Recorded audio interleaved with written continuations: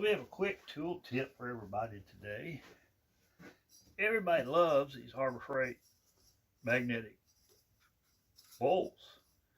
And I use them when I take stuff apart.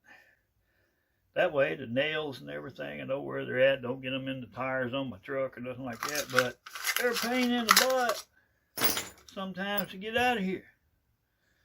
So what we're going to do today, I'm going to show you a little trick we'll use here.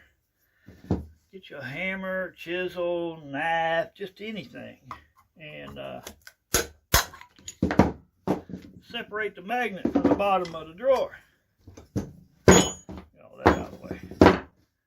And they'll come off pretty easy. There's a pretty good magnet in there. Pop it back on.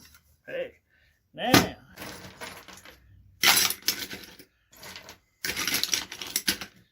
Now here comes the trick. When you get ready to get all these out of here, you got a little brad nails stuff in here now. Watch this. Look at that. So easy. So try that. Give it a try. It works. Y'all have a good day now.